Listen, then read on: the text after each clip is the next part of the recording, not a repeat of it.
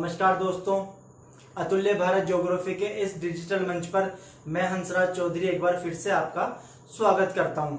दोस्तों, उम्मीद करते होंगे आप और आपके परिवारजन अपने घर पर स्वस्थ होंगे और आप लोगों की पढ़ाई भी बिना किसी बाधा के और अवरोध के चल रही होगी। दोस्तों, इस समय हमें अपने अध्ययन पर ज्यादा ध्यान देने की जरूरत है।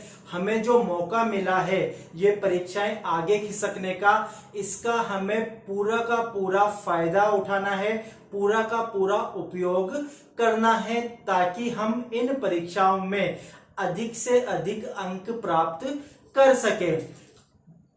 पिछले कई दिनों से विद्यार्थियों की एक ही प्रश्न रहता है या एक ही समस्या है कि सर ये एग्जाम होंगे या नहीं होंगे।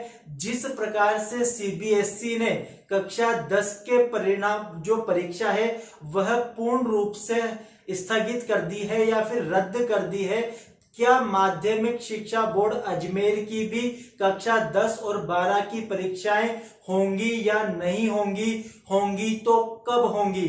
तो आज दिनांक 14 मई 2021 को माध्यमिक शिक्षा बोर्ड अजमेर ने यह बिल्कुल स्पष्ट कर दिया है कि माध्यमिक शिक्षा बोर्ड की कक्षा 10 और कक्षा 12 की परीक्षाएं आयोजित होंगी। लेकिन कब होंगी, इसका निर्णय जून माह के अंतिम सप्ताह में किया जाएगा।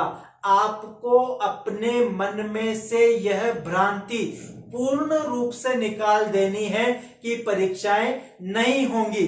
परीक्षाएं होंगी, लेकिन इसका निर्णय कब किया जाएगा? जून माह के अंतिम सप्ताह में निर्णय किया जाएगा। यदि जून माह के अंतिम सप्ताह तक ये जो कोरोना महामारी के द्वारा जो स्थितियां प्रकट हुई हैं, यह अगर नियंत्रण में आ जाती हैं तो जुलाई माह के द्वितीय सप्ताह अर्थात 10 तारीख के पश्चात आपकी कक्षा 10 और 12 की बोर्ड की परीक्षाएं आयोजित की जाएंगी। तो हमें हमारे मन में ये बिल्कुल नहीं रखना है कि परीक्षाएं स्थगित होंगी। कई विद्यार्थियों ने पढ़ाई छोड़ दी कि अरे हम तो पास हो गए और हमें तो आगे प्रमोट कर दिया जाएगा। इस प्रकार की अफवाहों से आपको दूर रहना है और पढ़ाई पर पूरा ध्यान लगाना है। इसके अतिरिक्त आप लोगों की पहली प्राथमिकता स्वयं को और अपने परिवारजनों को इस महामारी से बचाने की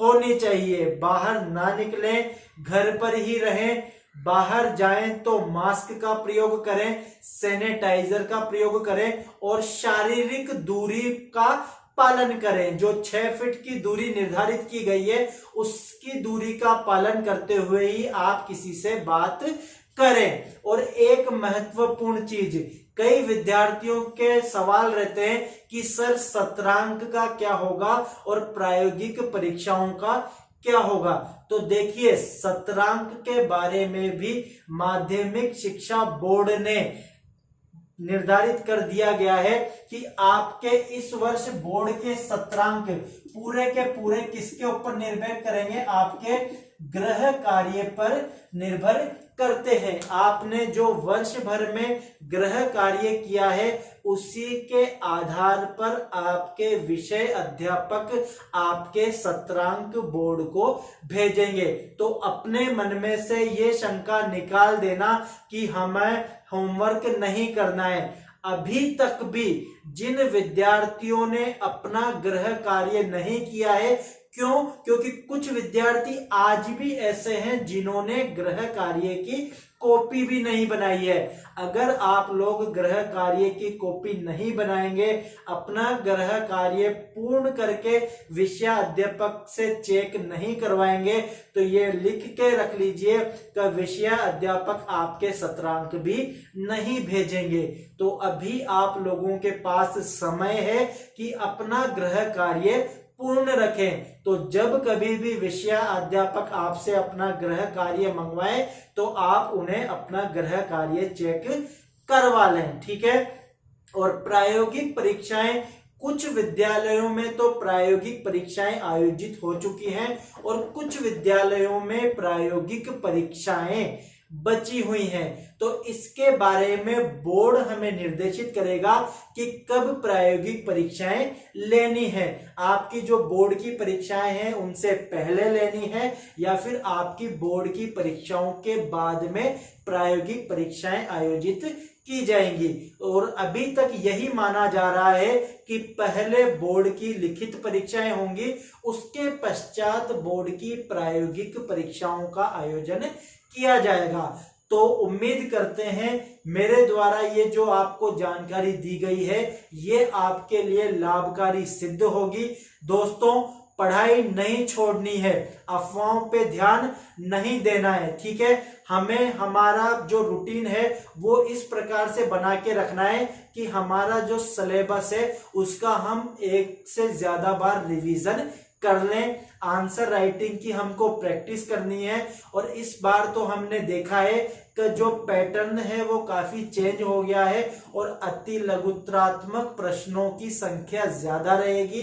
तो हमें अधिक से अधिक अति लघुत्रात्मक प्रश्नों का अभ्यास करना है और जो हमारी पाठ्य पुस्तक के पीछे की ओर अति लघुत्रात्मक तथा बहुचयनात्मक प्रश्न दिए गए हैं उन्हें हमें अधिक से अधिक याद करने का प्रयास करना है, ठीक है। तो उम्मीद करता हूं ये जानकारी आपके लिए लाभकारी सिद्ध होगी। अगले वीडियो में किसी नए टॉपिक के साथ आपके समक्ष फिर प्रस्तुत होंगे। तब तक के लिए धन्यवाद।